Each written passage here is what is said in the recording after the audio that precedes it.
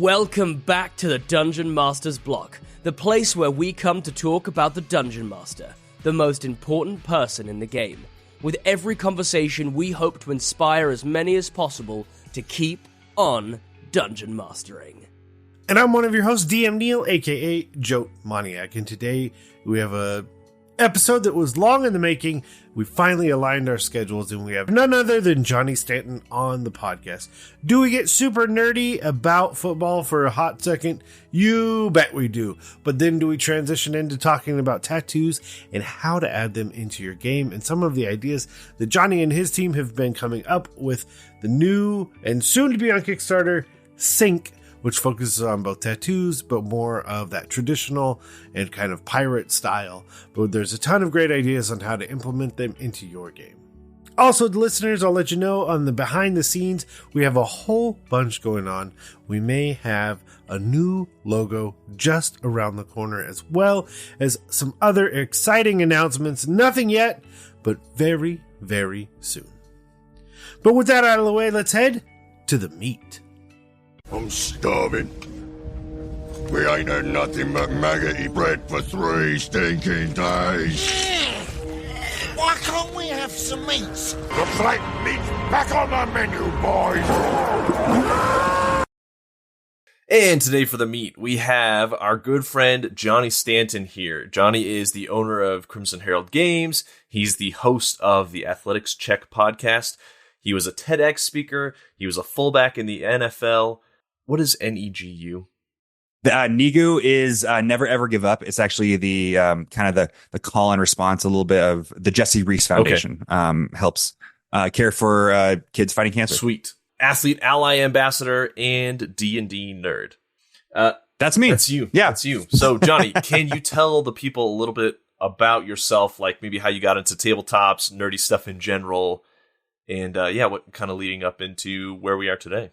Yeah, absolutely. As you mentioned, well, I think what's interesting is for people who don't know who I am and hear like fullback was somewhere down that line. Fullback is a position in American football. It's also a position in European football and soccer. So sometimes that can be confusing, but I played professionally for a couple of years in the NFL, mostly with the Cleveland Browns. And when I came on to the Cleveland Browns in 2020, I basically made it known on my social medias that I am a big D&D nerd. I listen to all the shows that you listen to as a fan of all these different things, Critical Role, NADPOD, Dimension 20, all these different things.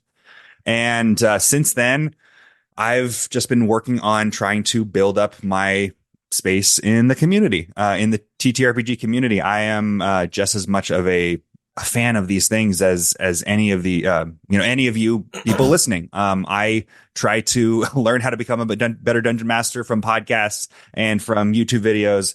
And ever since about 2022, I became some friends with very cool people in the industry. And now I'm trying to carve out my own space, started my own company called Crimson Herald Games. And we have our first project this September called Sync. So Crimson Herald, is there a deeper meaning there? Did it just sound cool? It does sound cool, but there is a slightly different meaning. It was 2023 in January. We recorded it late in 2022. I got some very, very cool creators to create a mini campaign because I wanted to show like, hey, I can dungeon master as well. I can produce a show. I can make something and more prove to myself than anything else. So I created a little mini series called Of Dawn and Dusk that had Luis Carrazzo, Christian Navarro, Jasmine Boular, and Persephone Valentine, like just an absolute all-star cast of people who surprised me in wanting to be on the show with me, which was crazy. So we had a 4-episode campaign. It was super, super fun. The first enemy that I ever threw at them was a person named the Crimson Herald. It was supposed to be like this divine favored warrior who's like crazed and just got these crazy abilities. But it was supposed to be a red herring for the party. So red herring turned into Crimson Herald, that we just thought it was fun to kind of throw back to the first thing that I ever got to run. So it's a company that I run with my buddy Rick Esquivius, who Derek, you got to meet up in the Dead Wars in Utah. And we are writing the book Sync that Crimson Herald is part owner of. And we've co-created it with Sam Rusk, who's an incredible tattoo artist living up in Northern California. And we realized that the American traditional tattoo art style hasn't been utilized within TTRPG. And we wanted to be the first ones to do that. And what better way to do it than with, the vibe of Sailor Jerry tattoos in the first place was pirates and sailors. So we wanted to tell a pirate story with the visuals and aesthetics of American traditional tattoo art. Yeah. Rick was really fun to meet. He's a really nice guy. Mm-hmm. So shout out to Rick, wherever you are. Part of my name. Yeah, Rick Eskevius, co-creator. Yeah. I feel connection. I mean, that kind of tackled question number 2, but just to really hone in on it, is there anything more that you want to tell us about Sync or any other projects that you have going on? And as always, that you're allowed to tell us about. Oh, thank you. Yes, absolutely. Yeah, I mean, the main thing right now is Sync. It's SINK exclamation point, because we both think it's the kind of the double entendre of sinking ship as well as ink for a tattoo. So INK. And right now we're really, really pushing that for the pre-launch campaign. It is coming out this September. But you can join in on the pre-launch level for a $1 pin that is like this really cool storm in a bottle pin with like this glittery background. All you have to do is pledge $1, and as long as you go through with the pledge, you will be able to get that pin that usually will retail for about $15, $20 at least, for just $1 if you go through with a $40 purchase in the pledge. If you don't go through with it, that $1 gets returned to you. So there's, no loss to you. But that you can find that at get.synkrpg.com. That's really what we're pushing right now. As you said, I'm also hosting my podcast called Athletics Check, in which I get to talk to nerds about their relationship with sports and athletes about what they're nerdy about. So I get to talk to guys like Ryan Nemeth, who's a professional wrestler, about his love of sharks. And I get to talk to guys like Ify Wadaway about, his love of hockey and lifting and working out and his ability to stay, strong and healthy and be somebody in the nerd community who really exemplifies that. So yeah, those are the kind of things I'm doing right now. Just recently, this last summer, my TED Talk went live. As of recording this, it went live like maybe 4 or 5 days ago. So getting the response to that is pretty fun. But yeah, I've been very busy, but Sync is definitely the thing that we are pushing the hardest right now, because it's a thing that I am honestly the most excited about, because it's my first foray into creating an RP and game design. And we had a free RPG Day booklet that came out this summer that, proved to people that we can make something. And not only was the art super cool, but I think people liked the storytelling and the mechanics as well. So if you did like that, if you did happen to pick it up on Free RPG Day, or you did pick it up from our website, synkrpg.com, which you can download for free, check out the Kickstarter. I think it's really going to be cool. Yeah, it's been fun to watch kind of your trajectory ever since that Sports Illustrated article came out and you came onto How Not to DM a couple of years ago, 3 years ago, however long it was. It's really, really fun. Yeah, I think it was 2022, 2021.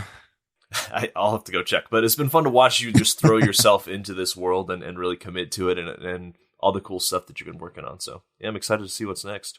I appreciate it. I've been lucky enough to be a professional in 2 of my biggest passions, between football and now TTRPG and tabletop games, which is something that I got into when I was in college. I was a late adopter. I was 5th edition was the first game that I ever played.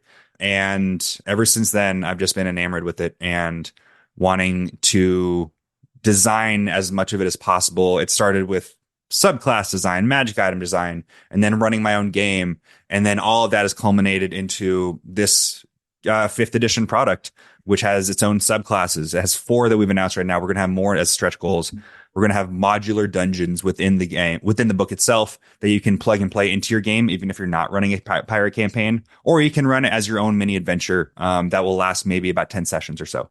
But we're really excited about like all these different things that we're doing for it, as well as partnering with Hit Point Press, which is a very legitimate publisher within the industry, and they're helping us go through the whole process of doing this Kickstarter and fulfilling it and publishing it, because they're incredibly talented at that and they know exactly what they're doing. And they are the masters at accessorizing outside of the book. So when you get to see the Kickstarter, you're going to be seeing some really awesome stuff, like a deck of playing cards that has all of our magic item tattoos on there, which is something the first time I've mentioned it. The magic item tattoos are like really what's driving this project forward. We're going to make 52 of them to fill out a playing card deck. And, we're going to have dice box, all the different things that you have to have with these Kickstarters, but also some really cool stuff, kind of the tropical idol mug of our character Igathul, the dread pirate warlock patron. we're, all these different things we're bringing together into I'm very excited about if I was a Kickstarter backer. Mm-hmm. I'm not gonna lie. If Sam doesn't use that deck to get people to have random tattoos, I'm gonna be real disappointed, because that just screams old school Sailor Jerry. Throw a dart, you get what you hit. Exactly. That's literally what it's called. Exactly. I mean, the tattoo parlors that I've been to, because my legs have a couple tats on them. I haven't been able to fill out my upper body yet. I'm really excited for this campaign to start getting more tattoos from Sam, especially on like my arms and stuff. But yeah, you see these viral videos going live of little Plinko machine or Gosh Pond type stuff where you just get the random tattoo and you get what you get. It'd be really fun for that to be a full deck of playing cards. And, I pulled the 4 of clubs. That's going to be the Siren Song tattoo or something like that. That's awesome. Yeah. As someone who's been, I don't like aging myself in this way, but in and out of tattoo parlors for 20 years, which also means I might have gotten them early, but that's fine. Yeah, this is all awesome. So that leads us to our surprise question. I have 2 options for surprise questions. Okay. I either have one about you being a 4th or one about fantasy football. The choice is yours. I'm happy to answer both. Okay, I can. Then we can easily ask both. Okay, so can you combine them into one question, or is that No, not at all. That's fair. I thought about it. Okay, so my son is currently the 5th generation to carry the name Floyd. Love it. He is a 3rd. How do I convince him to name his son the 4th? I will say I've planted seeds, but I've also watered them too much, and he wants to go full George Foreman on me. And he said that every son he has will be named. So I was like, "Whoa, okay, we gotta find a fine balance here." Man, that's a good question. My dad, being the 3rd, was actually named John after having 2 older sisters. So I don't know what psychologically that did to them as not being, getting the 3rd son getting named after the father or whatever. I know I have to answer the question as well with talking to my wife of are we going to have a 5th? I think we are. I'd like to have a 5th, but it was also she brought it up after the wedding, so it wasn't necessarily okay, come on, that could have been a decision point at some point. But I think to be able to convince him, I think the IV in general, the Roman symbol the Roman numeral IV, I think is very cool. In 2021, when I scored my touchdown in the NFL with the Cleveland Browns Thursday Night Football against the Broncos, it was fun to have, because it was a primetime game and because fullbacks don't get to score touchdowns very often. There were some internet folk who caught on to it and decided, put out tweets. And there was one very funny tweet that I saw was they call him Johnny Stanton IV because inject him directly into my veins, nice. Which I loved. And I think IV is just very cool in the first place, but you can't overdo it. I don't think you can go the George Foreman of naming every single kid after you. I think that's a 2 through 6, a little overboard. But as he grows up, I'm sure he will realize that. Okay. So then, well, this is fun because typically we ask these questions and we're supposed to answer these questions. This was extremely self-serving. Luckily, you afforded me the opportunity. So when I got married, I gave up all naming rights except for the firstborn son. I said, look, no matter how many kids we have and whatever mix that ends up, I'm asking for one. Yeah. And that's it. And we also listeners, you will find out right now, if you don't already know, Neal is not my first name. My first name is Floyd Neal Powell Jr. So he was the 3rd. But my dad lived near us before he passed. But we're we can't call all these people the same thing. This is just too confusing. So my son is named Finn. So his initials are FN, which came from Star Wars. We're literally sitting in the theater watching. What are we going to name this kid? Is it Trey? Is it Trip? What are we looking for? He's all FN2187. He's like, I'm not going to call you that. I'm going to call you Finn. So that's where that came from. So usually the son and the son and father have been differentiated in my lineage by John and Johnny. The father is John, and then Johnny until you get to a certain age, and then you kind of mature into John. But I just always felt like Johnny fit me, and I never really wanted to change from that. So we've played around with, if we do have the 5th, what are we going to call him? Is it going to be JJ? Is it going to be 5 or Cinco? I really like Cinquito, little 5. Oh, that's cute. I think is very cute. Yeah, that is cute. Yeah. We have no Latin blood, but I think it would be cute. I can call him Sync for short, and it's all just synergy. It all comes together. Done. There you go. Oh gosh. I might cut this one. This is a total aside. So I was always called. My dad was always senior. I was always junior. Mm-hmm. And I did a bunch of research into how this is all supposed to work. Apparently, those are mantles for the oldest living and second. So theoretically, like I could take the mantle of senior. Interesting. And my son could, even though you're junior. Yeah. Legally I would, legally Right. I could also refer to myself as the second. He could always refer to himself as the third. But that mantle could shift. You see, what I had heard was that senior and junior are specified for direct lineage, like naming convention. So if your name is John, and your son is named John, that is the senior and junior, right? That's obvious. But if there is a John that happens to the junior's grandson, like there skips a generation, then they become the third. They don't become, and then every time it goes further and further in the generation, it's kind of like Pope rules, where you become just like or King rules or something like that. You become John the Fifth or whatever. But there's not really like a naming convention for the third in a direct lineage, just outside of being the third. But yeah, I just thought that was interesting. So maybe maybe that rule is wrong. Maybe it's just like, I think you seem more educated on it than I do. Oh, believe me, the weirdness with like uncles and things like that, uncles and nephews, because like the third could be older, like younger than the fourth, based on who had what kid. Yeah. And I was just like, nope, I don't need to know this information. He's my kid. He's the third, and we'll move on. Okay. So, speaking of rules that we might want to change, segue nice. Achieved. What is one rule that you would wish you could change across every fantasy league? Oh man, I haven't listened in a while, ever since I left for Italy on my honeymoon in June. So the fantasy footballers, they've answered this question before, and I've never really had an answer because I was never like a huge into fantasy football. Last season was the first time I really took it seriously, and I did not win, which was really frustrating. That's a perfect introduction. I'm glad you didn't, because if you win on the first series, I've played before, and I have won leagues before, but only in it's the leagues where it's like half the people end up giving up, a quarter of the way through the season, and that's always frustrated me. But this is the first time I actually like really took it seriously and was like looking up the waiver wire, seeing who, like daily, seeing like who gets dropped and everything, and trying to do some research into it. So they answered this recently, and the answer that I liked the most was putting less focus on mobile quarterbacks. A quarterback on the most successful teams can be an asset on the ground, but has to be able to throw the ball, and you can't reward guys for just being able to run on a bad team. So when that might lessen the abilities of guys like Lamar Jackson or Josh Allen, right?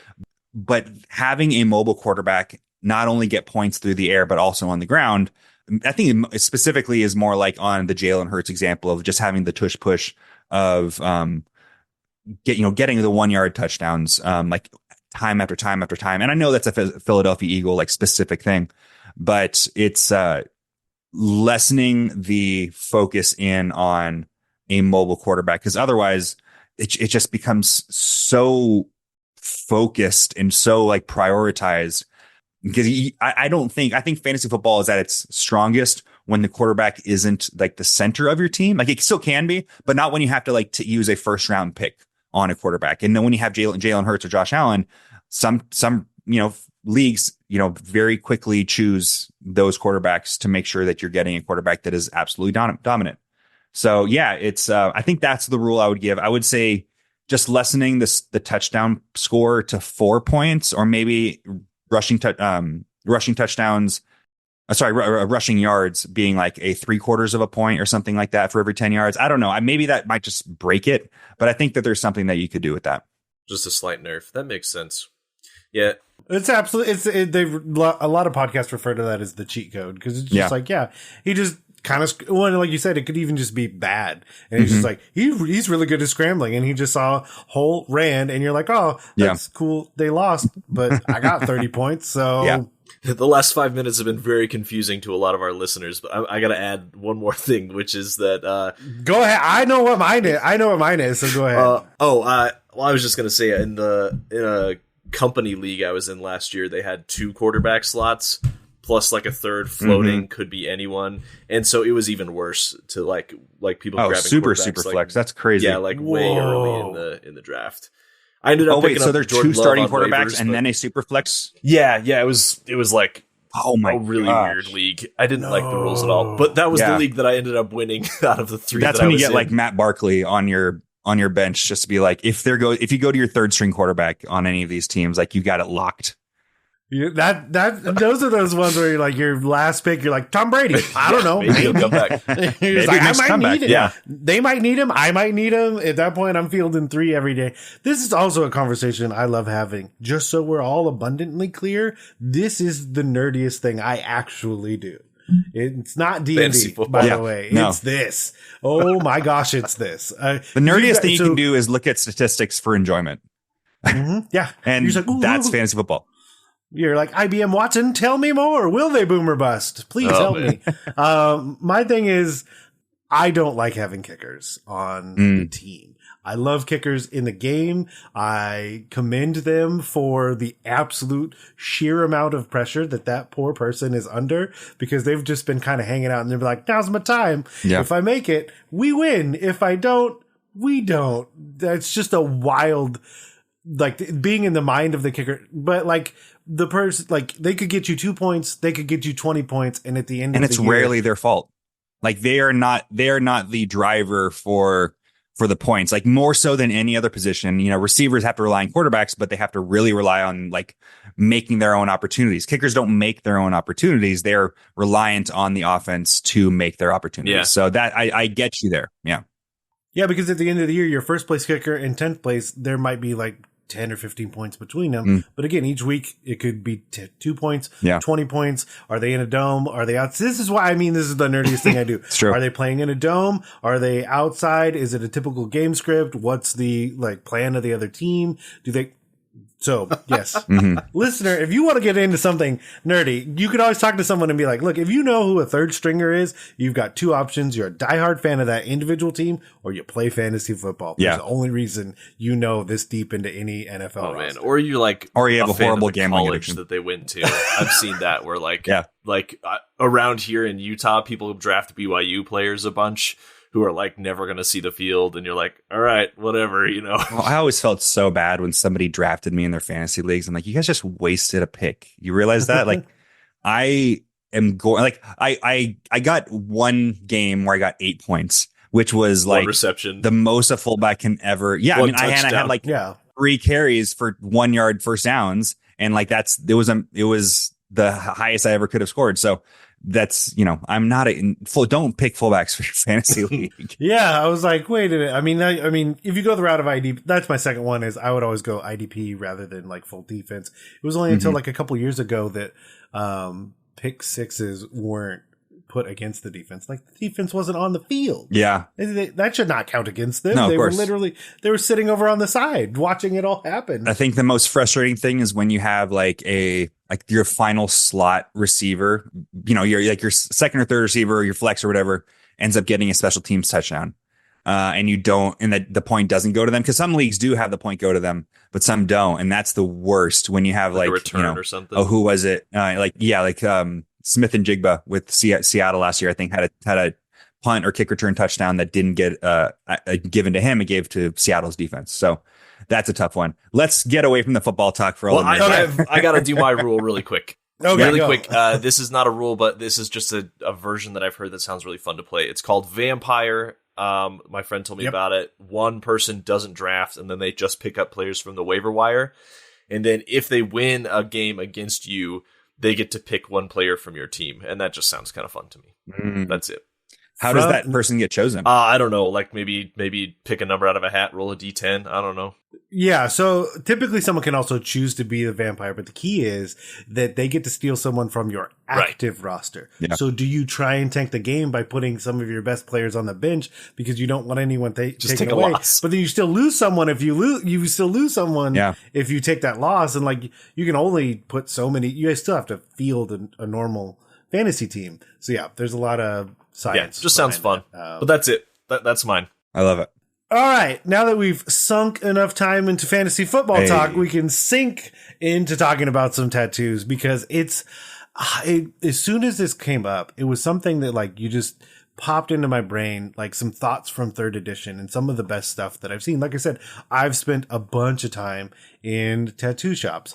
A lot of my friends that I've played D&D with have a ton of tattoos. It's such a great crossover. Like I feel the same. Like there is a lot of nerdy people in the tattoo industry, and there are a lot of nerds that just love to show their favorite nerddoms on their skin. Yeah. And it's so interesting at like how low hanging this feels to better personalize the character that you're trying to play. Like even if we didn't talk a single second about the mechanical, the magical, all of the other implications that we will talk about, it's interesting to think of like just the pure narrative elements that are added by the idea of really just saying, okay, so do you have any tattoos or piercings? Yeah. Which I feel is like, I should just ask every time someone creates a character. Also, like just even starting to figure out like, what does a tattoo look like for a dragonborn or a tiefling? Or what are the different styles and aesthetics? Like, do dwarves do more traditional artwork, and do tieflings do more of like the watercolor style, or like this? I really like the idea of doing like for races that have like stone skin, like an earth genasi or something, having that be an etched in their skin, like big, like carving, as opposed to like just ink on their skin. I think is fun. Yeah.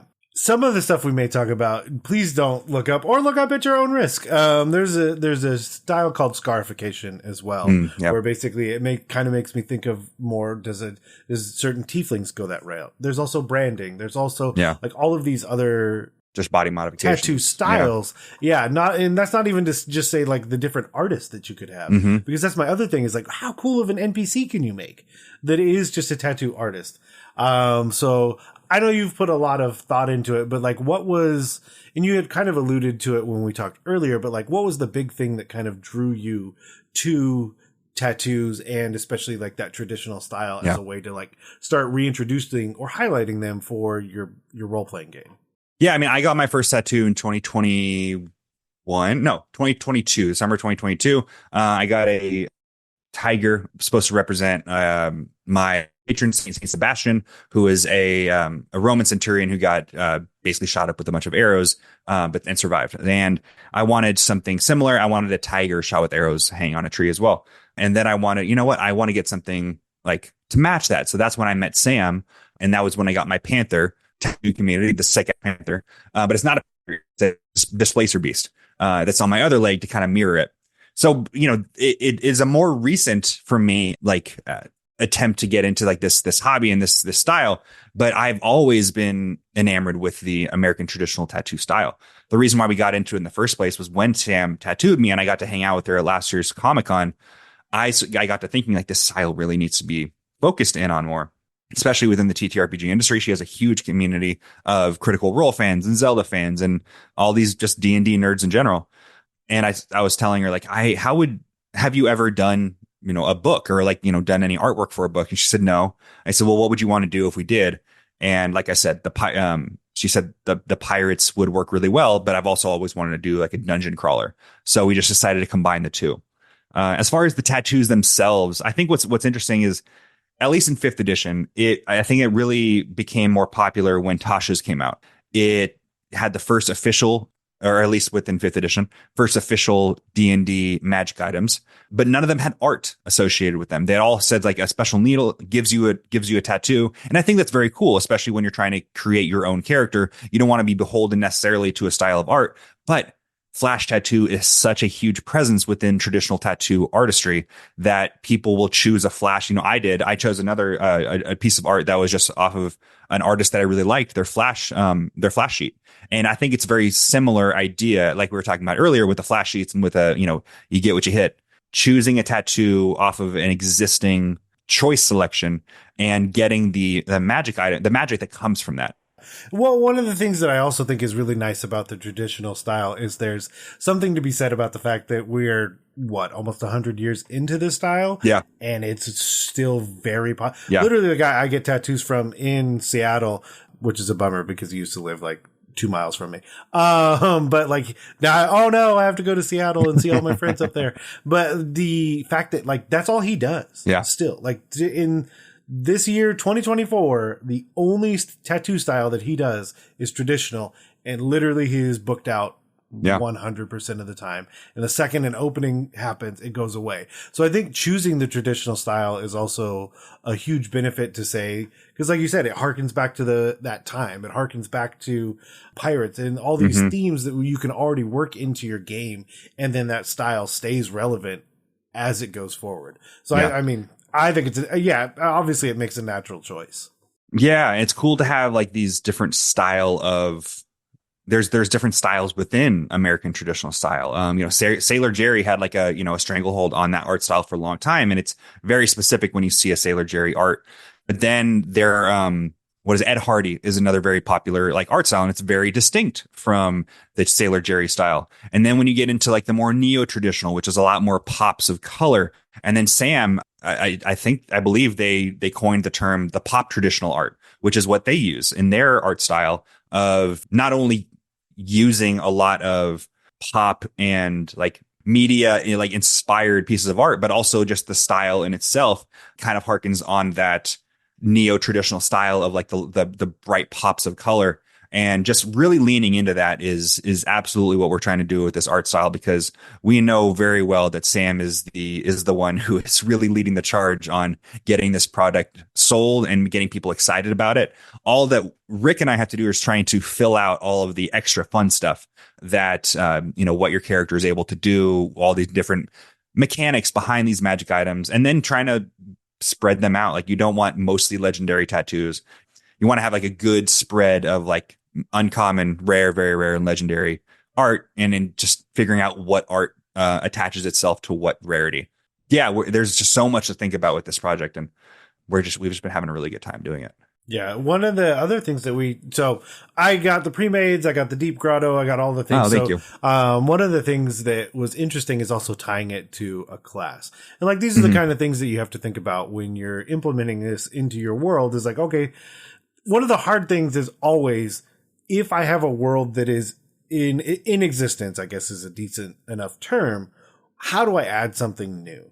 It's always easier to be like, we've started in pirate world and tattoos. And, you can just wave hands around and be like, that's how the world works, because we're just starting out in it. And so like introducing that first tattoo is pretty interesting. So, I guess kind of, if we all want to go around, like, how would each of us introduce like the new concept to an existing world of magical tattoos? Well, I can tell you a little bit about the lore that we have without giving it all away, because that's all for the book. The lore that we have is that the creation of this region is much more recent than the rest of the world. The Calderreach Sea is the region in which Sync is being played, and it was once home to a being that made its lair underneath this sea. It went away. This volcano that had been created turned into a caldera, which then fell into the sea, and now has this region with islands and all these different things. And all these islands have black sand beaches. And this black sand, or at least elements within it, has lent itself to creating the magical pigment that you can add to tattoos. And that's where it kind of started for us. It all started with like the creation story for this region. Yeah, and that's kind of how we decided to go for it. I like that. Yeah, adding a different element. Yeah, because my other thought was, I mean, I don't know that I would just be like, oh, tattoos never existed. Like, that doesn't work in my brain. Right. Like, yeah, tattoos. Because there's a difference between a tattoo artist and then in D&D, like a magical tattoo artist. Yeah, exactly. And I wonder is it just a wizard school and it's just some upstarts who are just like, yeah, let's figure this out. And did. And I can also think of like the interesting trial and error process but that would do. But yeah, now I'm just thinking like a biker gang of a magic school, and like maybe that's where it all comes from. And hell yeah, the fun NPCs that you could just add in there. Now the meme. Please, everyone, find this meme. It's a wizard with a gun who says, "I'm all out of spells, but not out of shells."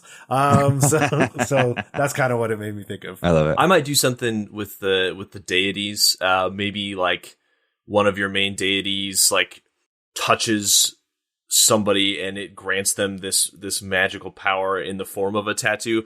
I'm kind of thinking like Maui vibes. You know, Maui has the story and all of his epic deeds tattooed on his body, and it'd be kind of cool to do something like that, where maybe like the god that you serve grants you these as you do them, or you know, like the first one came from a god, but then mortals figured out how to do the same thing.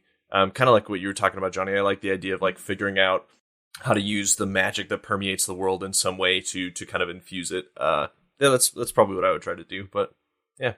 Yeah. What we're trying to do with the book is not only like highlight the artistry and like the well, not, I guess not just the art itself, but the artistry as well. And the culture and the learning that surrounds the world of tattoo art, like of tattoo artists and tattooers. There's an art to actually doing the tattoo as well. So that's where our subclass, the Spellskin Wizard, came into effect in the first place. Going back to what you said, like getting the wizards kind of school to do it. The Spellskin is focused in on, as I think you saw a little bit within the character sheets that we released for Free RPG Day. The Spellskin is all about being able to disperse tattoos amongst the party to grant them a spell to use once per day. When you play the Free RPG Day adventure, it is assumed that you have been with these people and have already granted them a tattoo, so you don't have to use these spell slots to be able to expend it. But as your journey goes forward and you're handing out more and more tattoos, obviously it's limited to like how many of them are still magical, but it doesn't just go away. We've also included this ability that we really like. It calls upon this theme within wizardry of, especially within D&D wizardry, of like the wizard that trying to expand their magical just like aura and network. And we actually have one called like a feature called Magical Network, where you can then cast touch spells, spells with a range of touch through somebody that you have tattooed and have one of your active magical tattoos on. Now that can get very dark because you can do that. We didn't say that it was a willing creature, so that if you end up like tattooing an NPC and then, you know, you can like frame them for murder by casting a touch spell on, another NPC. And it's like, it looks like they just cast a spell on them. So we have all these fun ideas of like, you know, we're not encouraging people to play that way, but I think playing a wizard that has a little bit of a dark side is always fun.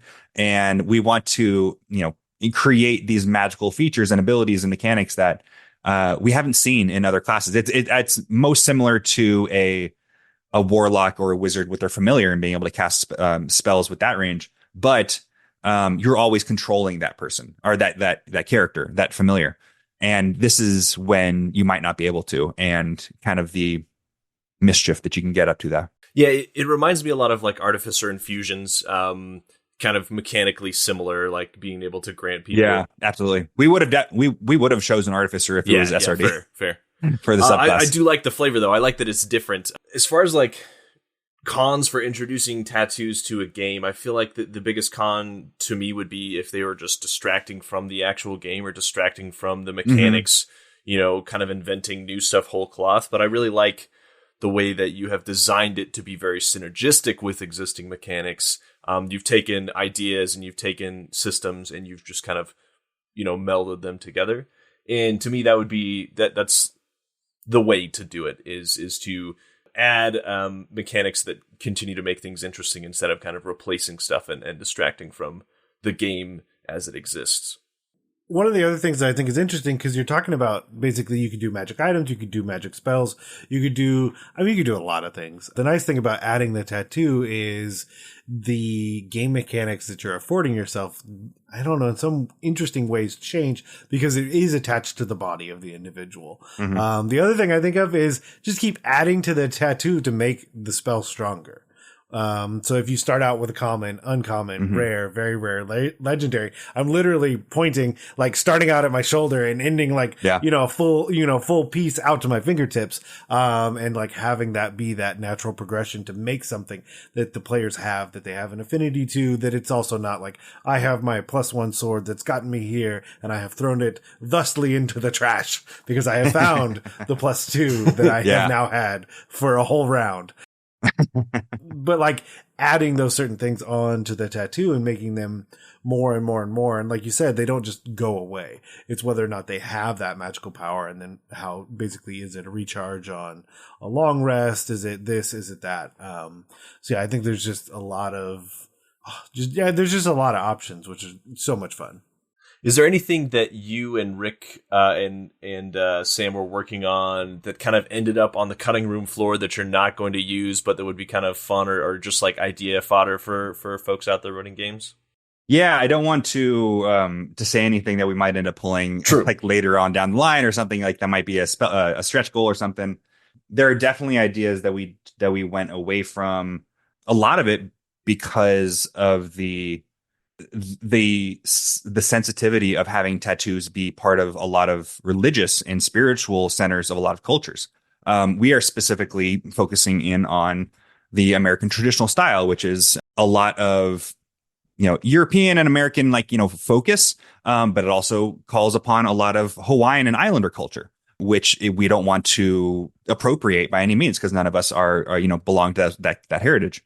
We are doing our best to make sure that we are being very sensitive of the cultures, especially when, hopefully Sync does amazing and we can do Sync 2 and institute other tattoo styles. And we would absolutely be expanding our team to make sure that we are working with people who belong to those cultures. If we're doing Norse tattoos, if we're doing yantra tattoos from South Asian culture, of all these different tribal tattoos from Pacific Islander culture, we would want to make sure that we are doing it with full knowledge of those cultures and with somebody who represents those things. So yeah, we as much as we want to bring in all of the incredible looking cool tattoos that we like, we're really trying to narrow our focus into the American traditional style right now, because that's what we know, because that's what Sam's specialty is, and then expand from there. Amazing tattoos or subclass for every class and every tattoo style and everything. But right now, we definitely want to make sure that we are really focused in on what makes Sync individually, Sync Adventures in the Call to Reach Seas, or subtitle, cool in the first place. Yeah, I think so. We have a few examples that you posted on the Instagram. I think that I'll read one out. That way, we can better illustrate, and I kind of chose this one because of what I had mentioned earlier, is that with the tattoos, there's just the option to do more with mechanics when you're doing this thing that is kind of in its way separate from those mechanics. So the one I'm looking at is Sailor's Luck, which is basically paradise.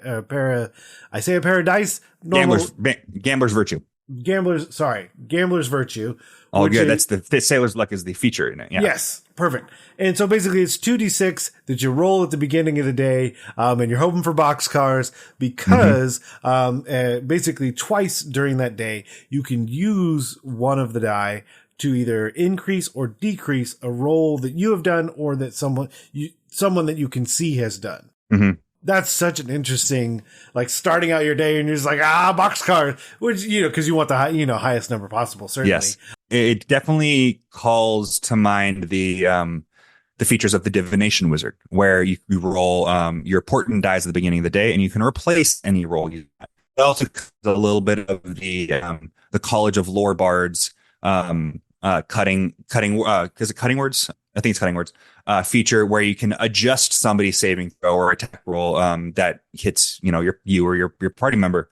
This is something that, in looking at these commonly used Sailor Jerry American traditional tattoo styles and designs, we're not shying away from stuff that is well known. Not a whole lot of the art that you'll see in the book, especially when it comes to the actual magic item tattoos, are something that has never shown up on a flash sheet before. So a pair of dice is a fairly common tattoo design, but in granting it this magical ability that, it is fun to look at this, okay, we have a panther. What can we do with a panther? What can we make that really brings to also attention the design of it and the history of it, or what it means within the world of D&D? Because obviously you get a set of dragon dice or whatever. So no, it's dragon chess, and then there's some other item, common unmagical item that you can get when you start a character sheet, and you can get a set of dice or something. And this feels like, okay, not only it's a little bit meta where it's like calling into like you're playing D&D as well as, dice exists in the world. Yeah, I think that's actually enough on like the design of this specifically, but it's one of my favorite designs. And one of the things, like, once you make it magical, like, we can do whatever we want now. So, like, my thought is, like, let's say I'm that character. I have this tattoo. At the beginning of every day, I'm literally going to pull this tattoo off of my body, roll those dice, put it back. And, if it's boxcars, now I got two die with 6 pointing up, and then I can use that whenever. And almost even, like, if I use one, do I have it be blank? Do I have it? The idea that, once it's magical or, there's so much you can do, because I know one of the other ones that was in the in the module, which is the first thing I thought of back like when I had used it in 3.5 and I had a rogue, was the concealment tattoo. So like I just have a tattoo of a dagger, but that also means I always have a dagger, and you're not going to take it because I'm like, oh, that's just a tattoo. Don't worry about it. No, it's fun to design those. The assassin's tattoos were definitely one of the first ones we thought of. Because who doesn't like the idea of just having a dagger on your wrist? Like I love what somebody said was, I don't know if it's actually true, but I think it went viral like a year ago, saying that the tattoo that is on your forearm or on your wrist is what you would like is your weapon of choice or something.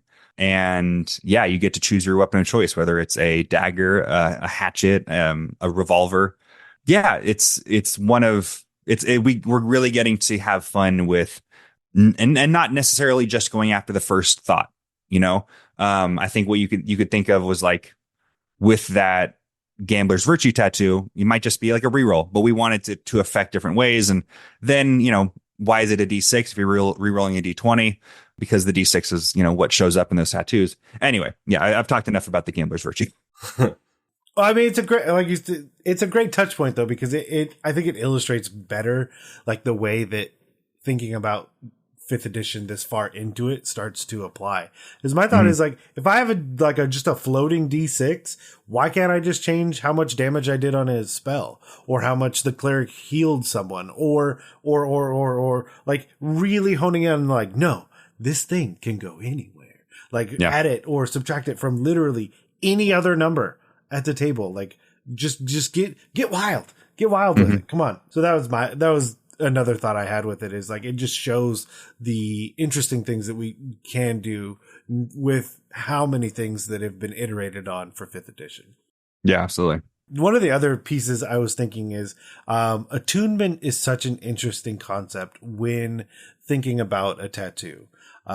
Because I wouldn't require more.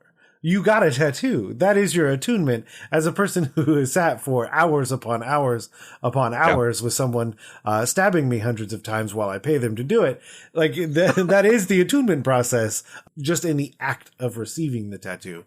And how elaborate you make that process can always be something interesting. Are you the one that is providing the equivalent of the black sand? Are you the one that is having to go out and do these certain things? Did this person's needle recently break and they haven't been able to find another one?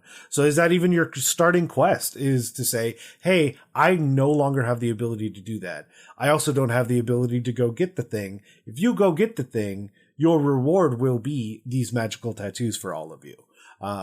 It wouldn't be the first time I've bartered for a tattoo, and I'll be damned if it's the last. Yeah, it's the attunement part is really, when it gets down to it, it's the game balance. I wish it was something that we didn't have to require attunement for, because like you said, you've already kind of made that sacrifice of like giving up hours. But when it comes to a D&D campaign, oftentimes the time is such a fluctuating resource. It can be, you can have a lot of downtime, and, you can, as a player, you might try to min-max that. It's like, oh, I spent my whole time in the tattoo parlor just trying to get like as many magical tattoos as possible. But then I don't want people to have to sacrifice the idea of like having a really cool magical weapon or having the tattoo that you already have on your skin. So we're still exploring ideas like that and making sure that it feels balanced. But I think the attunement part is definitely something that we were very focused in on working on, as well as the idea of like, yes, we want there to be missions where you have to go find a specific resource to make this tattoo magical. You have to go help out this tattoo specific NPC. And we don't want it to just be, hey, the adventure, the art style is pirates. The adventure is, the art style is tattoos. The adventure is pirates. We want it to be both, running at the same time. We want it to be, very fluid. When you've been writing and working on all this stuff, has there been some consideration about like how dispel magic or counterspell or that kind of stuff would affect or work mechanically with these that you've been working on? Yeah, I think there is I'm gonna have to look it up right now. There is a rule in D&D about dispel magic on magic items. I think it's something like it makes them inert for a certain amount of time, if I remember correctly. But then when it comes to counterspell itself, not all of these abilities are spells. Some of them do have spells, but it is a magical ability. It's the same question that you ask your DMs. Like, is that a spell? Can I counterspell it? It's like, no, it's just the dragon's, frightening presence or whatever it is. Right. But yeah, we want there to be more abilities that aren't like specifically spells, but just they're magical features. And yeah, there's definitely rules that we will have to include that we have included about the dispel magic part of it. But usually that's only like for a certain amount of time, whether it's a minute, it's an hour, whatever. Yeah, I feel like the variant rule you're talking about is like 1d4 hours that it gets dispelled if it's like something permanent. Okay. Well, and which effectively negates it for the combat or whatever scenario you're in. I also think it's a super funny way to get your tattoos removed. That's true. Just like, I'd like to change these. Okay, good. Yeah, no lasers, no nothing. It has to be multiple sessions. It's like the wizard idea of like, if you want this tower to be permanent, you got to cast it every once a day for a year. If you want this tattoo to go away, you got to cast a spell of magic on it. For once every day for a week or something. Sorry guys, I can't go on the adventure. I'm getting a tattoo removed. Yeah. I got this cursed tattoo. I'm really just a liability at this point. Yeah. That's interesting. Bringing up like curses and like divine or what's the opposite of divine? Yep. Infernal? Yeah, sure. I couldn't think of the word. Yeah, like that kind of thing, like good or evil tattoos. There could be some fun stuff. Yeah, Ascension tattoo would be fun. Which is always another way to play against the attunement, is because the attunement is your limiter. So your other option is to have something that is the other limiter. You think about like the weapons where it's like, yeah, it's super cool, but you literally can't fight anybody else until this person is down. Yeah. And so like you have certain limitations on those things, which would, like you said, be a lot of fun. You get into a little bit of a gray area where it's like, are you going to a sketchier tattoo place? But like that, to each their own on like how you want to implement that. If you're going to rug pull your player on getting a tattoo and you're like, oh, it's actually this. Yeah, that would be pretty rude. you get what you pay for. Yeah. Oh, I don't like that.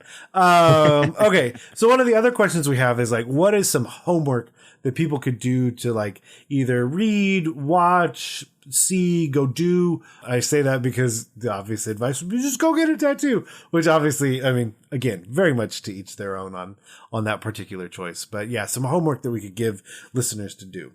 I'd say on your social media of choice, go find a tattoo artist that you really like and just follow them, because it's always fun to see like, oh man, I really love this tattoo artist. I want to get a tattoo from them. And just seeing the stuff that they post, whether it's designs, whether it's actual tattoos that they've done.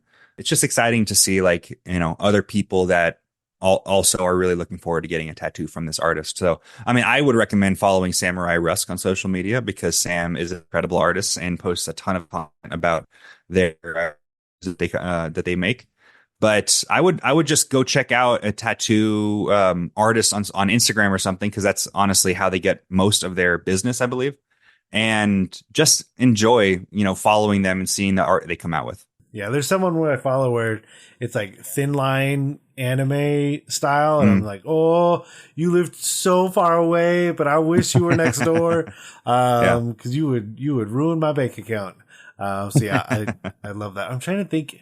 I really just can't think of a piece of like movie media that really showcases it. I'm trying to think of magic tattoo stuff. The only one that's coming to my brain right now is Avatar and the dude with the third eye. That he firebends through and just like shoots those bolts out of.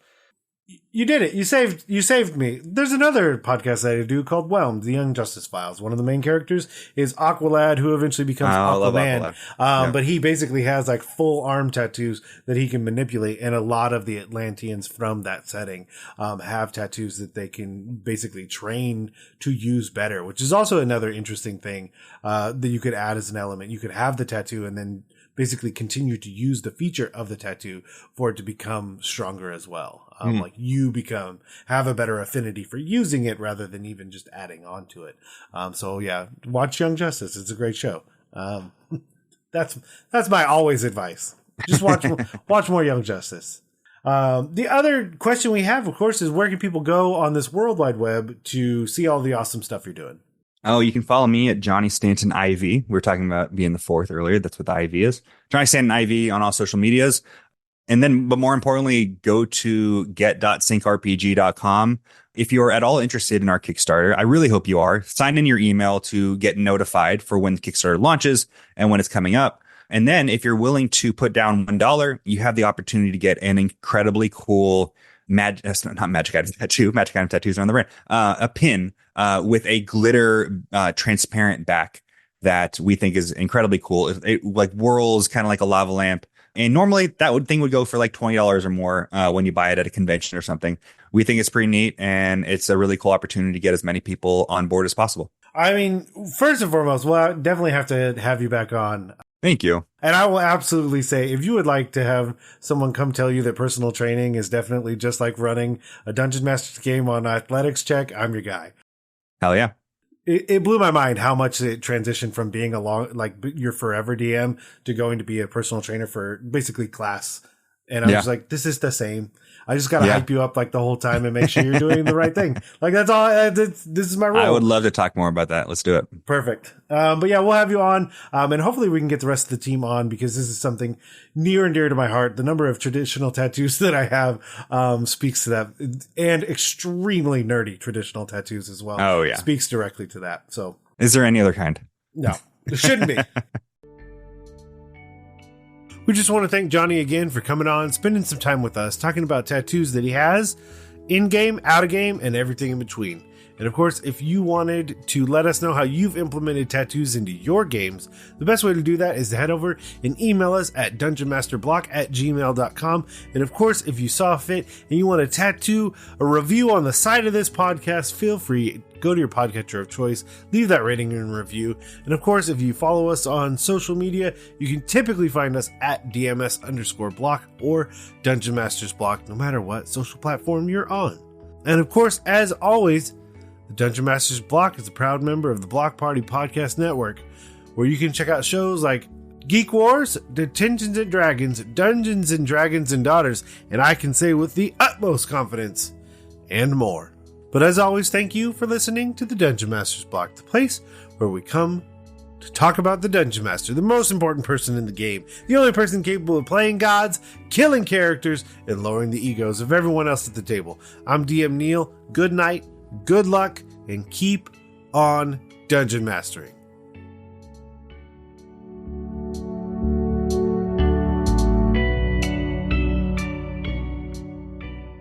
It's not inspiration, it's not wisdom, and it's bad advice.